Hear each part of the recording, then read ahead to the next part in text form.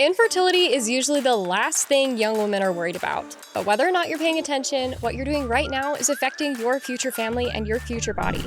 And the choices you make in how you treat your body and how you love God is going to affect your future. Today, I'm joined by Samara Wells Robinson. She has struggled with infertility, but she has gone through her own health journey and has even healed from an autoimmune disease. So today, she's going to share with us all about her insider tips and tricks of how to treat your body well as to treat your body for fertility.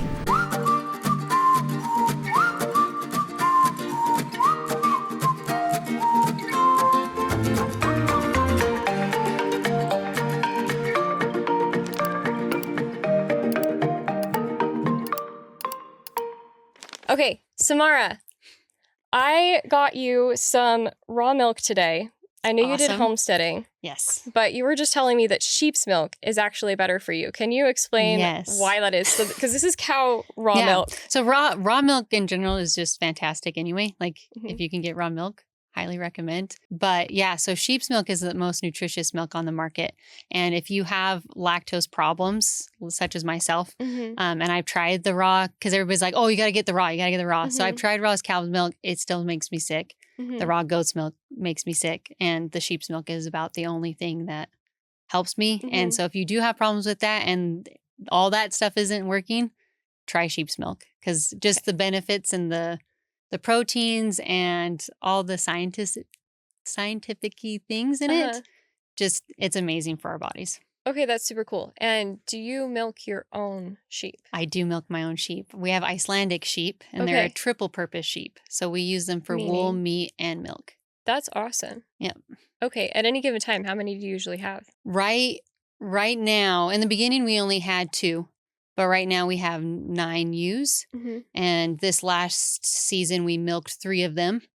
And we will be milking probably about 6 or 7 by hand this coming spring. Okay. So that's amazing. Yeah. I love that. # goals, to be honest. It's so much fun. I really like it. Okay. That's so cool. To jump in, I wanted to ask, what would you say to the girl who feels like she can eat or do anything and she's invincible? Like there's no effects because she hasn't seen any. Why should she even care about this whole health and fertility stuff? Well, I think we've all been there at one point in our lives thinking we're invincible. But I would say the biggest thing is mental and emotional health, because when we put junk into our bodies, then what ends up happening is like our liver, our kidneys, our skin, everything that detoxifies goes into overdrive. And if you just keep putting toxins into our bodies, they're constantly working. So then things start to shut down, things start to suffer. So thyroid can start to suffer because hormones kind of are put on the back burner when the body's trying to heal itself. And when our hormones are put on the back burner, then we suffer, especially women. Like our cycles become irregular, or they become super heavy and painful, and they shouldn't be. Like if you're having really painful periods, that's not normal. And then I feel like everybody says it is, though. I know. And that's what kills me. I'm going into this deep dive of like fertility and the human body and talking to more natural doctors or other women going on the journey. It's actually not. If you want to read a really good book, Real Food for Fertility. Oh, I've heard of this one. I haven't read it. So good. And she'll even talk about how that is not normal. Having super painful periods are not normal. Having a little bit of cramping is normal. It shouldn't be a big deal. Like you should be able to go about your day and do your stuff and maybe not even need any pain killers or anything like that. But if you're having it so bad where you need the pain pills, if you're lying on your couch and just can't function, that's it's not normal. It's not good. I would say, even if you're not worried about your period or your fertility, that just your mental health aspect and your hormones play a huge part in just having less anxiety, less depression, having the energy to go about your day and doing your stuff. If you want to feel better about yourself and about your life in general, that's what you put in your body and what you put on your body really matters. Okay, I think that's really cool, because I know young women aren't thinking about fertility per se, but I feel like hormonal issues, periods, acne. That's all very common, as well as, but especially mental health. Like so many people are dealing with anxiety and depression. Mm-hmm. But you're saying this could probably help. Oh, yeah. Yeah. Okay. Yep. I'm not going to say it's going to cure because no one wants to be sued today. Yeah. True. But Yeah. it can definitely support and help your Mhm. body. Right. Yep. How does poor physical health affect your spiritual life? Oh my goodness. So we'd been listening. Okay, President Benson, he has this awesome talk, and I know like maybe some people don't even know who President Benson is, but because he's such an older prophet. Ezra Taft. Yeah, I know him. yeah, Not personally. Yeah, I wish, right? Yeah. But he has a great talk that I actually brought today. In his steps, it's a BYU devotional that he gave. And in it, he talks about how, like, the word of wisdom and what all the commandments that God has given us is to benefit our spiritual well being. And that when we follow the word of wisdom, which means eating whole grains, Mm. not the processed flour at the grocery Mhm. store, in my opinion, that's not flour, like, that's not grain at Mm. all. Like, sorry, you can't convince me that it is. Mhm. And the other processed foods that we eat, the junk food, and even the processed meats and things that hurts us spiritually. So when we put it in our bodies, we're no longer feeling at our best. And when we're not feeling at our best, what tends to happen? We tend to get grumpy. We tend to get irritable. We just want to, wring somebody's neck because we don't feel good.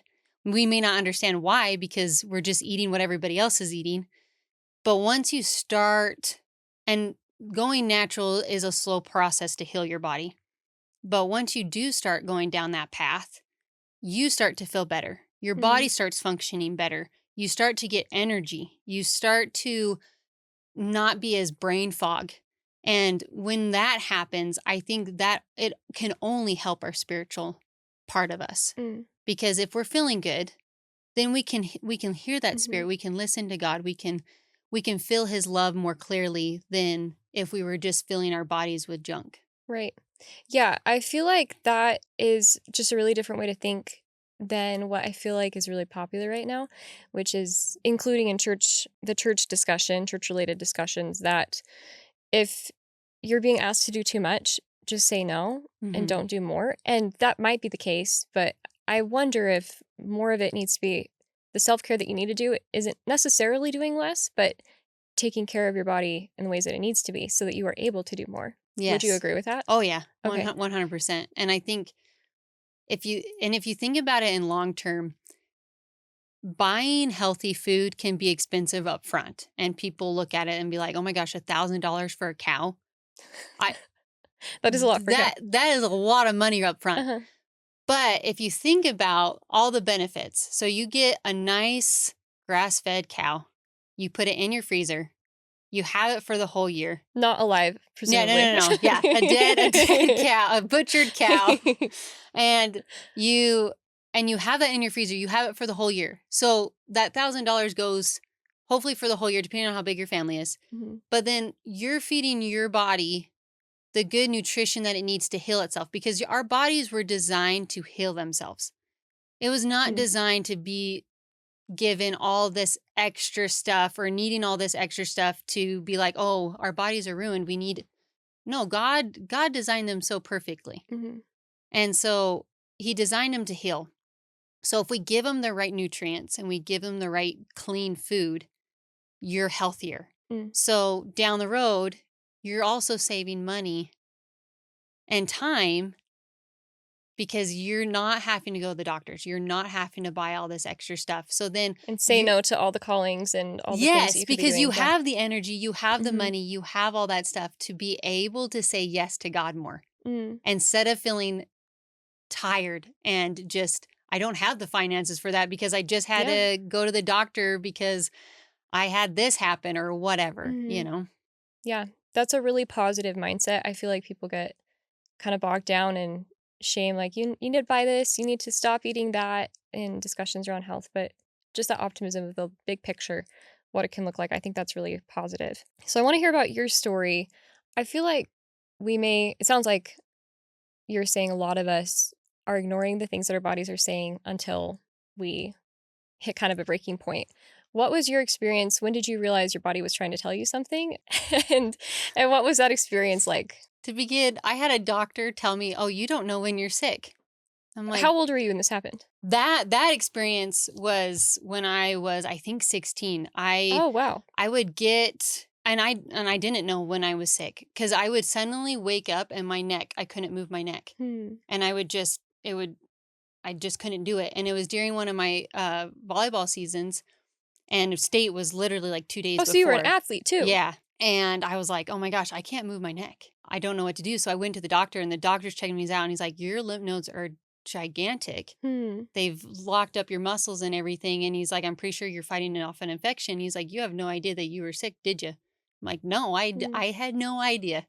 Hmm. So he gave me like a shot and stuff, and within like 24 hours, my neck was fine, and I went off and played and didn't ever think about it again. I think it's it shouldn't be normal, but I think it's unfortunately normal Mhm. that we just kind of live our lives thinking, oh, no, no. Like whatever is going, like I have a headache. Oh, it's not a big deal. Or, oh, my muscles kind of are tense. It's not a big Yeah. deal. And so it honestly took until the autoimmune, where my leg, like one day, one of my legs wouldn't function. I'd be, scraping it along as I'm hobbling What along. the And heck? yeah, it just wouldn't work. And then my hands, I'd wake up stiff, and it would take me like 30 Oh minutes, my sometimes an gosh, hour, that's to like terrible. finally get my body to move. Yeah. And so that really was like, okay, there's something major, because I don't believe in coincidences, and I also don't believe that there's nothing that God can't heal. That God has given everything on this earth, like the herbs and stuff, like Nephi even talks about in the book. I think it's Nephi that talks about in the Book of Mormon, how during the times of illnesses, God provided herbs to Mm. help heal people.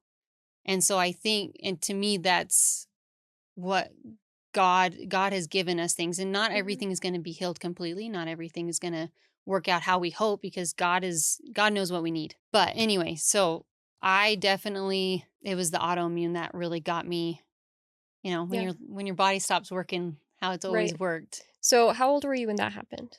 28, I want to say 28, 29. Okay. Yeah, probably 20 Okay. around. Yeah. Did this happen before or after you were experiencing infertility? This was after infertility. Okay. So the infertility wasn't getting your attention, Well, but the yeah, yeah. autoimmune did. The autoimmune definitely did. Yeah. The infertility did to an extent.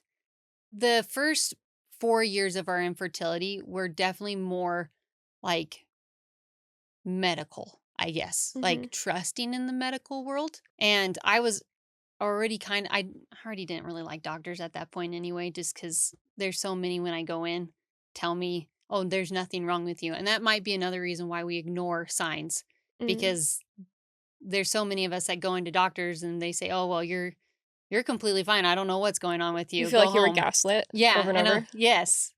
So that was kind of that. So the autoimmune really started. God knew what I needed, and He knew I need the autoimmune to really hit home of how important natural food was. We'd already started making our own bread. We'd started getting a few animals before this. Mhm. We had our own chickens. We'd just gotten some sheep and goats.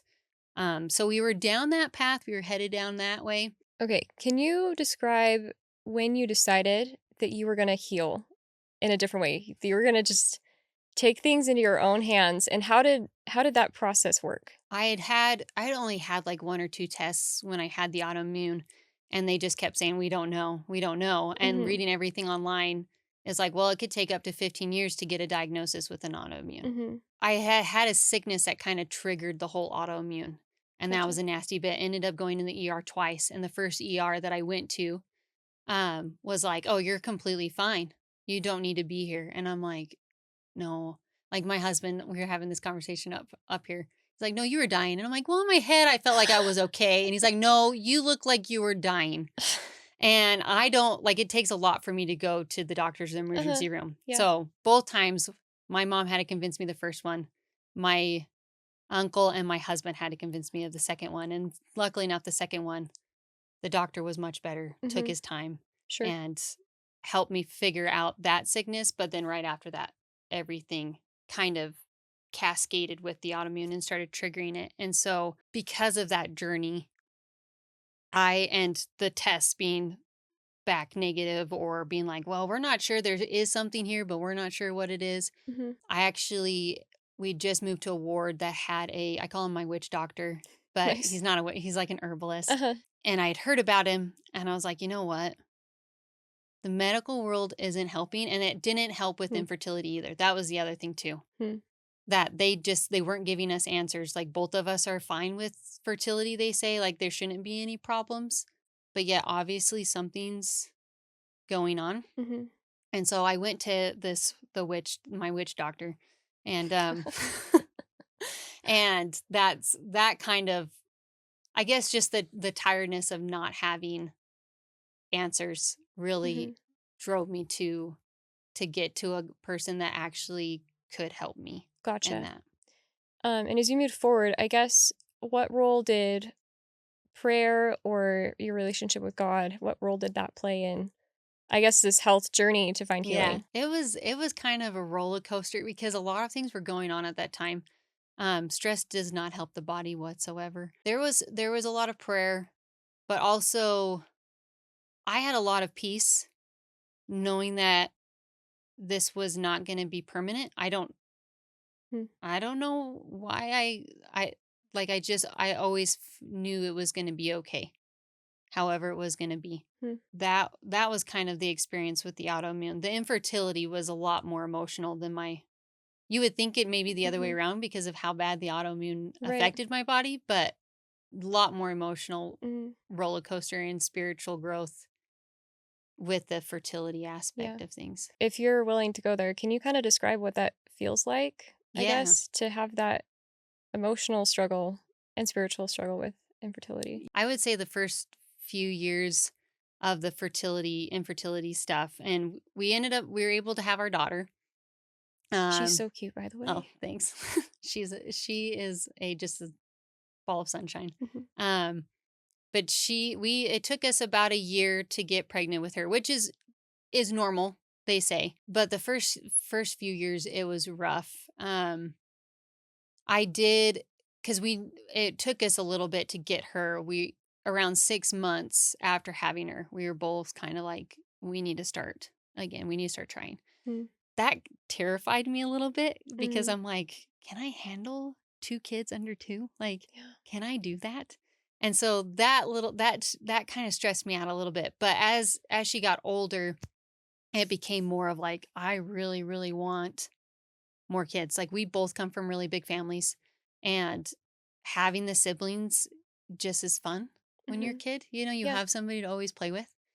And that kind of broke my heart. And it was just, every month was kind of just a letdown. Yeah. And just, once you see the lining and you see the red, and it's like, why? Why? You ask a lot of questions. And a lot of it is why? Why not me? Why Mhm. is the lady that is doing everything she possibly can to hurt her body Mhm. Right. able to have kids willy-nilly, and then her kids are taken away because she's doing all those things that she's not supposed to be doing? And it's hard because you just look at it and you're like, am I not worthy? Am I not good enough? What am I doing that I need to Mhm. fix to have more kids? And so, baby blessings, baby announcements, it was all just very kind of sad. And Mm. not that, and I don't want people to think that they can't like announce that to people that are struggling. It's just all in the headspace, No, they really. should keep the baby secret Yeah. eternally. It's- uh, and no, but like now though, and that's what's kind of, God is so good because it was really hard. And but then like the autoimmune happened, and everything that I had worked up. Okay, my life, like I had a plan for my life, and I was going to be a history teacher and a volleyball coach, and I was out and about to change the world. That, and the world tells us if we don't do this, if we Mhm. don't make a career the path that we're supposed to do, then we're not very good women, because in the kitchen you're a slave. You're not really worth anything if you're just at home. Mhm. Okay, baloney, by the way. Um, and so that was like my goal. So having my daughter and was kind of a struggle because doing all that. Now I never taught. I stayed home. I decided to stay home, but Mhm. I wanted to still coach. And that was a struggle because they don't want you to be a mom and a coach. Mm. They want no matter where we went. They being your Like employers, yes. Yeah. the schools. I had one school that was actually really good about all of that, but all the rest, it was just a struggle. Like, even though like they wouldn't be bugging the practices. They were off in a corner reading a book or Mhm. whatever or on the iPad for the moment. I still had parents or admin or whatever complaining, Mhm. and so it just became like this. Okay, if this is what God wants me to do, Mm. why is this so hard? Why is it hard? And so that was a struggle because I'm like, hey, if I want more kids, but I'm supposed to go out in the world and make Right. this big difference. But I want more kids, but if I have more kids, that's like almost impossible. Mhm. And but then so I got to a point where we started like I started sewing to make money to for adoption because adoption is expensive. Wildly. And yeah. And we went down the foster path at one point, and the spirit tell like when it's your path, it's your path. If it's not, the spirit tells you. Mhm. And so we were going down all these different paths and we were trying to do the adoption stuff. And that ended up not being the path we were supposed to go down all at the same time. And the autoimmune happened, and I had a coaching job, and that was a nightmare. And I decided to quit because I just couldn't do it anymore.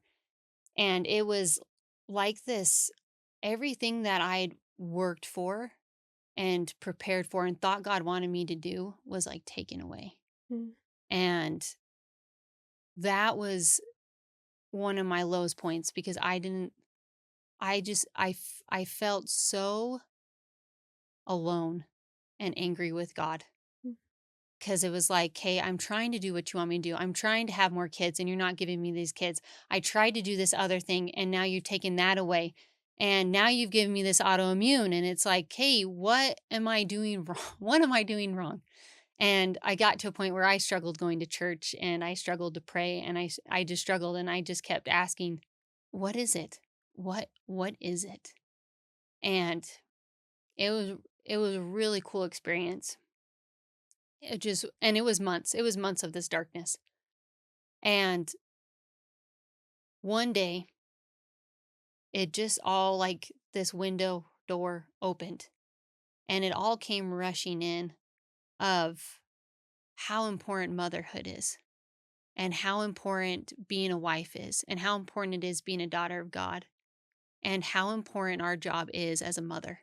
That what I lost was nothing, that it wasn't important that I lost that, but that being a mom to the daughter that I do have at that moment is the most important thing that I could possibly ever do. And that is the role that God has given me. And that really started changing how I saw my infertility. And I stopped asking why. And through the healing of the autoimmune and everything, um, it took about a year. And then about a year later after that, we actually had a miscarriage, and then a Mm. couple after that. But it was sad, but also hopeful because we hadn't ever got a positive pregnancy test Mm. before that. Because of all this experience, I see it now more as a gift.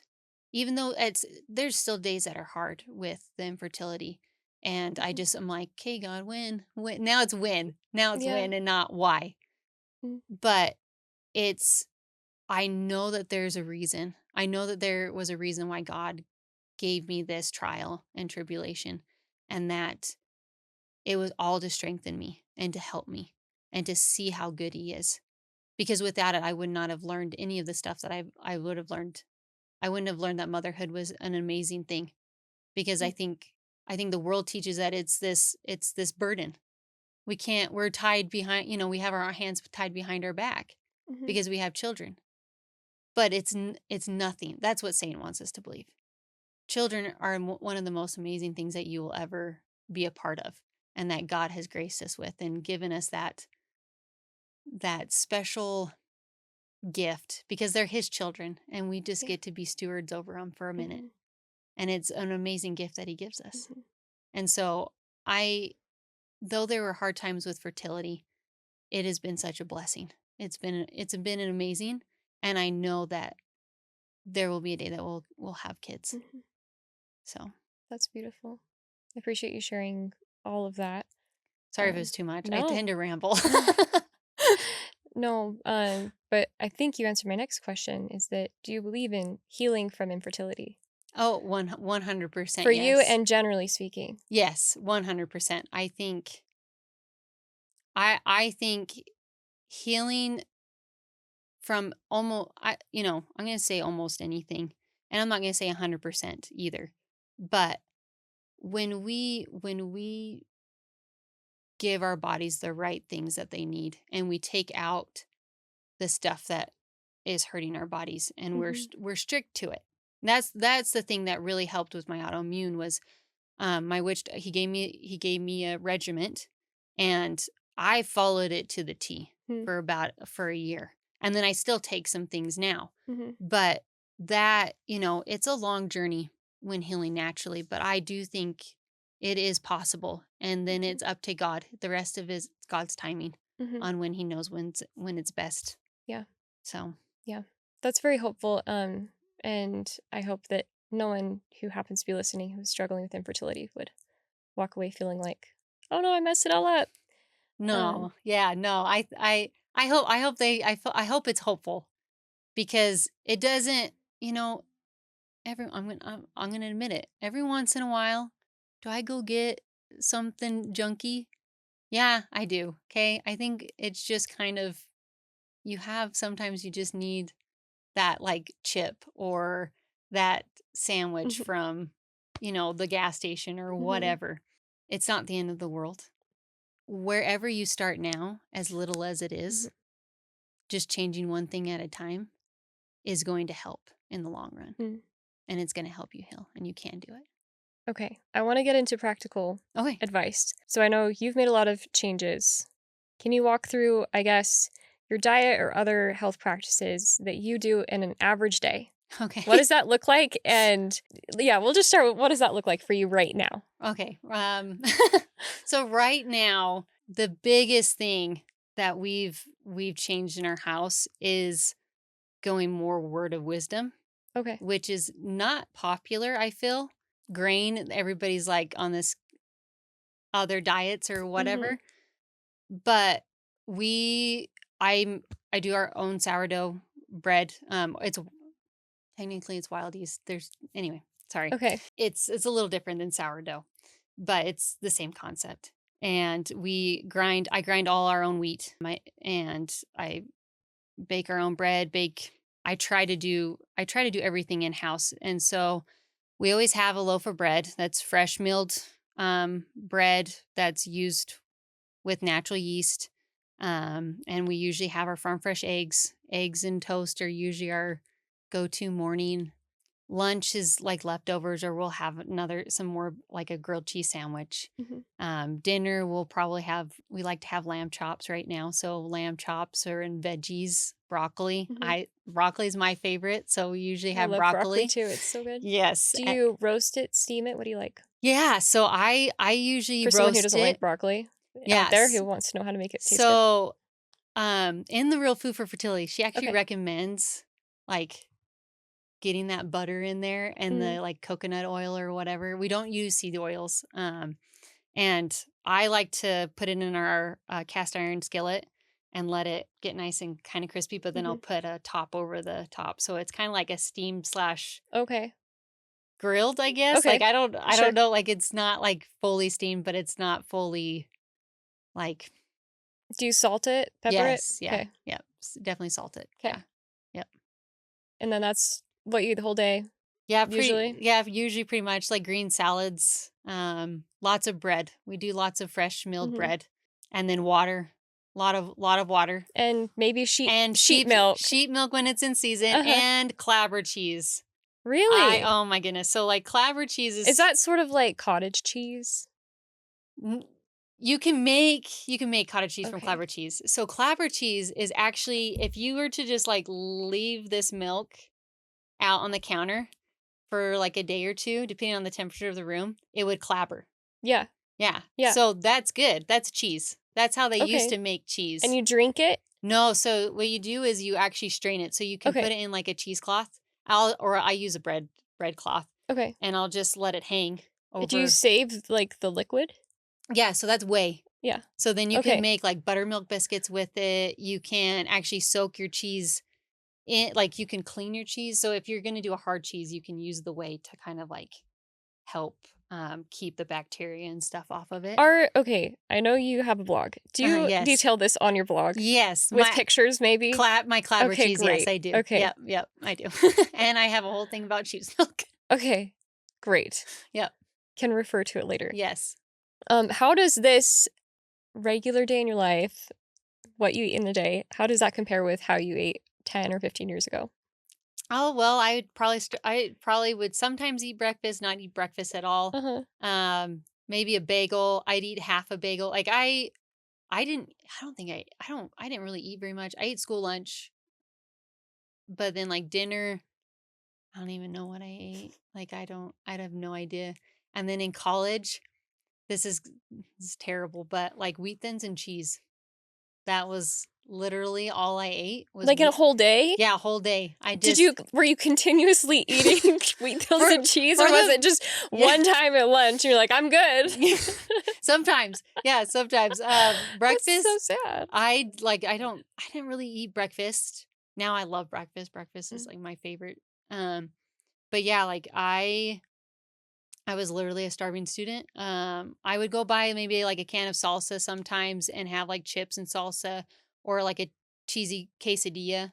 But like literally I just have like sliced cheese and a box of wheat thins in my backpack. Wow. And that's what I would kind of like eat throughout the day. And I mean, you're not stressed about what you're going to make for dinner. yeah, You exactly. never Like think it was about just easy. Like it's fine. Like, and if I ran out of wheat thins, I just went to the college store and bought a box real quick. That was like overpriced, but hey, had my dinner for me. That's amazing. Yeah. I don't know if it's amazing, but remarkable. yeah, Remarkably unusual, I Yeah. guess.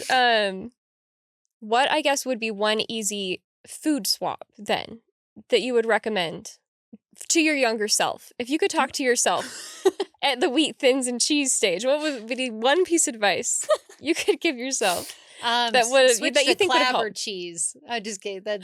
I'd need my own milk. That might be a little difficult. Yeah, it would be a little difficult. Uh-huh. Have sheep in the back of my apartment. It's For totally sure. fine. Yeah. The landlord would be Yeah, fine. in your College students would love it. parking space. Yeah. Mhm. There you go. Pin that off. Uh-huh. Yeah, that'd work. I would definitely be like, hey, you know what? You can spend a little extra money. You don't have to be stingy. And there's great brands out there. And like there's Thrive Market online that has a bunch of healthy brands. I'd still read through it. Like to upgrade the crackers or yeah, what? like upgrade the Upgrade crackers. the cheese. Yeah, Okay. upgrade it all. Like get some like veggies, get some fruit in there. Definitely get a bag of carrots. So just more food Yeah, and maybe just like one step yeah, up. and definitely switch out the wheat thins, because yeah, I've heard they're actually banned in like Europe. No way. Yeah, a lot of our food is, unfortunately, like bread. Okay. Our bread, 33 countries banned Wow. because we use yoga mat material in our bread. That's amazing. Yeah. That sounds like exactly how God intended us to Yes, eat. exactly. Yeah. Eat plastic and processed stuff. Yeah. That's wild. So I would definitely switch out the crackers. Tell myself switch out the crackers and just add broccoli or get a nice, good, healthy brand of snacks, I guess. Mhm. Yeah. What are the top 3 fertility killers for young women today? Chemicals. So anything you're putting on your skin, please read the ingredients. Your makeup, your lotion, your shampoo, Well, your what do you look conditioners. for? If you can't read it, if you can't pronounce it, don't get it. Okay, but what do you do when that's everything? Like all of the lotions that you can find in Walmart. You So can't is there a better option? yes, there There are, and I wish I could tell you brands because I make my own. So I make body butter. But like I said, like Thrive Market has a whole lot of Okay. stuff on there. But you can research, just look up clean products. If you can read it, like if it has coconut oil in it, if it Okay. has, well, then there's some natural stuff you want to avoid too. But if they were to look on Amazon, Yeah, coconut oil based yeah, lotion, coconut oil for base, example. this is not going to be a popular opinion, but you kind of want to avoid cocoa butter and Okay. shea butter, if I'm Okay. pronouncing that Interesting. right, Hmm. because they're high estrogen. They're Oh. phytoestrogens. Mm, So they're great in moderation. But when we start putting it on our bodies and our hair every single day, so like lavender per se, mm, there's actually studies that have shown that putting lavender on boys, um, mm. they grow breasts. What? Yeah, because of how much That's estrogen's on it. So nuts. like, and this isn't even like studies where they're like, hey, let's take these boys and see. It was moms coming into the doctor's office and being like, hey, my son is developing breasts.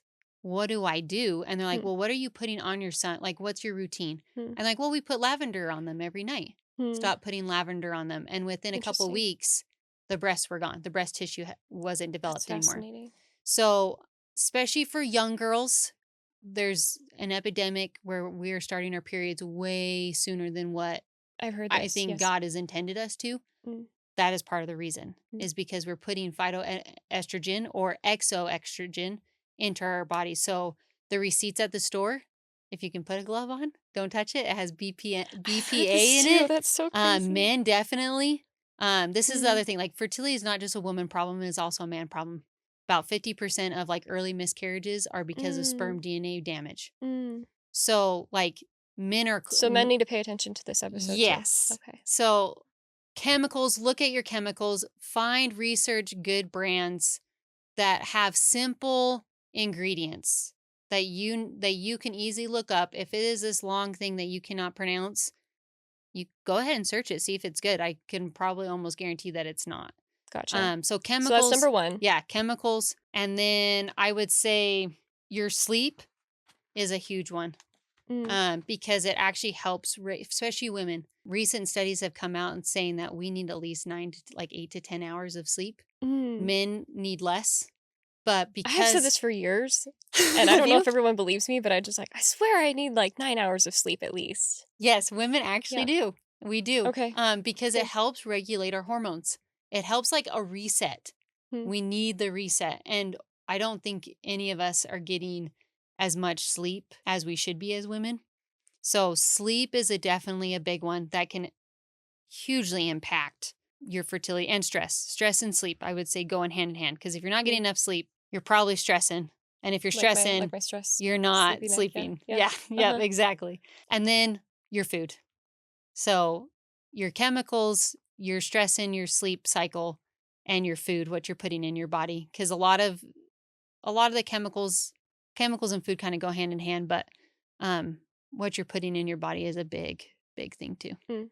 And we So talked about that. Some yeah. easy tips to start to upgrade a little Yes. bit. Yeah, just look at your ingredients, and Uh-huh. once you start going down that rabbit hole, like I ruined my sister. Poor her, I feel kind of bad, but now she reads all her ingredients and she'll text me. She's like, "I hate you. I can't eat this anymore." And I'm like, "I'm sorry. Like, just don't look at the ingredients if you don't care. But if you do care, look at the Hmm. ingredients, and you will be shocked how much like seed oils. Avoid seed oils. Hmm. Avoid the dyes. Yeah, it's Hmm. kind of crazy. What does the gospel teach you about how you should treat your body? And how does this all relate with all of these practical ideas of things to do? Well, I love that we were just talking about that we're children of God last week and come follow me. Mm-hmm. Um, and that God's loved us since we were intelligences, and now this week is the creation. All of this relates because God's created our bodies. He wants us. The purpose of this life, as Nephi says, is to have joy. Yeah. That Adam fell, that man might have joy, and that's even through the hard times. And so, to help us better through those hard times, we've got to treat our bodies like the temples that they are. They clean the temple every single day. You're so right. They totally do. Yeah. Clean it every day. And then they invite Mhm. ward members. It's depending on your area. Mhm. Where we used to live in Cedar, they invited ward members, different wards, once a week to clean the temple, I think. I think it Mm. was once a week. So, but there's somebody there every single night, depending on the temple. Where we were at, it was from like 9 to 12, cleaning the temple. And so if our bodies represent a temple and they are cleaning it that much, when it's like you go into the temple, you're like, do we really need to clean? Like when they ask you to clean the temple, you're like, I don't see anything. What's the point of this? Right. Mhm. But there is a point because it's maintenance. Yeah. And if we look at our body that way, that we are responsible for this beautiful creation that God has blessed us with, and that we are the stewards of it, and that we should be giving it maintenance, and that we should be giving it its healthy things and cleaning it out with healthy food, then it all connects. It Yeah. all connects to our spirit and our physical. And when we do that and they combined and we're treating them both and feeding them both, then we can become more closer to God. Mm. That's beautiful. If you were to talk to your 16-year-old self or any of the 16-year-old girls listening, what is, let's say, the one gift that you would want them to give their future selves? I think the biggest thing is knowledge. And I know that sounds because we're talking about like what we put in our food and our bodies and everything, and that might seem odd, but don't be a sheep. Just Hmm. because the world is telling you that something is healthy and that this diet is great or this or that or whatever, or this makeup is the best thing, like this is what's going to make it, or this shampoo is just going to make your hair just lovely. Stop and think. Educate yourself so that you can actually make a good educated decision on what you're putting in your body and what you're putting on your body. Because I know through my life, I wish I would have had a better educated decision Mm. instead of having things just pushed on me and then regretting it later. And so my advice for my 16-year-old self and for others that are 16 is do the research, take the time and think about it. Don't just do it because a TikToker says to do it, but to look into it, to research it, and to study it out and pray about it and to see if it is good because true science and true religion will always coincide. So if it is a good product, the Spirit's going to let you know. If it's Mm. not, you're going to know because you've done your research. You know that those chemicals are bad and you shouldn't be putting it on your skin. Mm. And so if they can do that and start to learn little by little the things that maybe they should avoid down the road, they could be those sourdough trad wives, living it up on a homestead. Who knows? Who knows, Uh-huh. But that's what my advice would be. That's beautiful. All right. This is from khawk22 Uh-huh. on Reddit, on the Latter-day Saints Reddit. Okay. Okay. They say, I'm a longtime member of the church who was inactive most of my childhood, but I've since become active in the last few years after getting married. Oh. My husband was very active growing up, but became inactive in his adulthood. So we've been on this faith journey in somewhat of a similar way. Going to the temple has been a goal of mine since becoming active, initially about 3 years ago. However, I'm struggling with the word of wisdom, specifically the coffee aspect. I just don't understand why we can't at least drink iced coffee. I'm a mom, I'm tired, I have kids, I struggle with major depression. Going on a little coffee run gets me out of bed most mornings because it gives me something to look forward to. Why is drinking iced coffee bad? So and she might hate me for saying this, but um honestly, having gone through things like the fertility stuff and experiencing God's blessings when though it's hard to do what God wants us to do, um, the reward is so much greater than we could even imagine. And I don't I think with the word of wisdom, it's it's not necessarily coffee is bad or like it's more about for me at least, it's more about that God has asked to not do it. And if he's asked me not to do it, there's something greater that he's wanting to give me. Hmm. And if I do this, even though it's going to be extremely hard, because I know some coffee drinkers and I know that it's hard. It's hard to kick that habit. But if you do it and you trust in God to help you, it will be difficult in the beginning. I think anything we try new is always difficult. But give yourself some time. Give yourself a couple months, and I think you're going to be amazed on what God gives you. And you may not even notice that at first. You may not notice that energy that miraculously springs out of you in the morning without a cup of coffee. Or, whatever else you're lacking. I think God makes up the difference when we follow him. And even though it is extremely hard, because I'm not going to say giving up iced tea is going to be easy. It's not going to be. I think any habit that we've developed is really hard to get rid of, whether it's being prideful or stubborn. Yeah. But when we strive to do what God wants us to do is when everything changes. And that light bulb, the door, the window opens, and we receive knowledge and blessings more than we ever thought we could ever possibly get. That's really beautiful. And Samara, I'm so glad that you were here to help us learn a few tips. And I agree with all of your answers to that question. I think that's beautiful. Samara, can you tell people where to find you and what you do? Yeah. You can find me at sweetmamasfarm.com, and it's spelled MOMMA. Oh, yes. Like a Southern spin on it. But yeah, we raise Icelandic sheep. We use their wool, meat, and milk. We try to use everything of the animal. And we raise Highland Jersey cows for milk as well and meat. We have chickens. We're trying to get a farm. We're in the process of looking for a farm right now, to kind of help expand it. But our biggest thing is faith, family, and freedom, and just to help Latter-day Saints or non-members or whoever with coming closer to Christ, and that doing it by being self-sustaining and living a simple life, we can do that. And so that's kind of our hope and dream, that we can help others too. I love that. That's an amazing mission. I'm so glad you could come to chat. Well, thanks for having me. Of course. Thanks, Samara. Yeah. This has been Spac Chats, your practical guide to survive and thrive through the latter days. Here we find answers to your real-life questions by applying the gospel of Jesus Christ to build an amazing life with no regrets.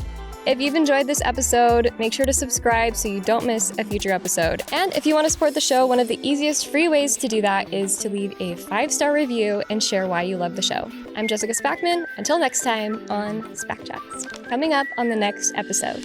All right, Suzanne, for our cutie drink today, you requested the rare exotic beverage of H2O.